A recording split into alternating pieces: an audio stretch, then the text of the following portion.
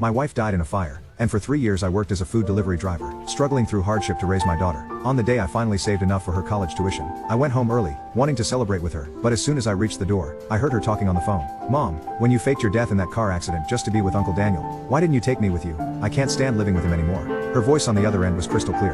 My sweet girl, your Uncle Daniel's business failed and I couldn't leave him alone. Besides, if your dad knew I was with him, he would never agree to transfer the property. Just hold on a bit longer. Once your birthday comes and he gives you the money and the house, I'll take you away.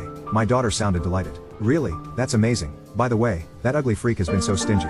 He hasn't even bothered to get surgery to fix the burn scars on his face just to save money. It disgusts me. Your birthday is the day after tomorrow. Before then, we'll come visit more often. Don't worry, since I've already had plastic surgery, he won't recognize me. In that moment, everything became clear. I turned away and called my former boss, a man who had always valued me. Is there still an opening in the United States? I'm willing to go. There was disbelief on the other end of the line. Jason, back then, when you couldn't save your wife from the fire, you carried that guilt for years. You poured all your love and effort into your daughter, delivering food instead of taking better jobs, just so nothing like that would happen again.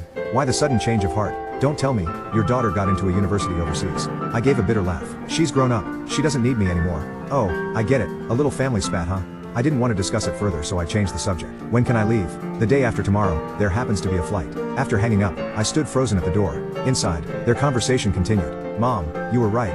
After you faked your death, he's been willing to give me anything I asked for. When you were around, he was always setting rules for me. Now, even when I asked for the house, he agreed without batting an eye. Of course, back then, he chased me desperately, and if your Uncle Daniel hadn't gone abroad, I never would have agreed to marry him. When I died, with his pathetic, lovesick nature, I'm sure he wanted to die himself. If your uncle hadn't been in debt and needed money to pay it off, we would have brought you over long ago. Then Daniel Carter's voice came over the phone. Apologetic. Sophie, you're not upset with us for doing this, are you? My daughter giggled. Of course not. You're just trying to pay off the debt sooner so life won't be so stressful for us later. Oh, and come see me later. Okay, I miss you guys. Hearing this, a sharp pain stabbed through my chest. So, in my wife's and daughter's eyes, my life or death meant nothing. Back when my wife had her accident, my heart had died with her. My only wish had been to see my daughter get into a good college, find a good job, and marry someone she loved. That would have been enough. I had always thought her rebelliousness came from losing her mother, but this call shattered every hope I had. The car accident had been nothing but a staged farce, so she could be with another man while my daughter used my guilt to cheat me out of my money and property for them. I suddenly flung the door open. My daughter jumped at the sudden noise. When she saw it was me,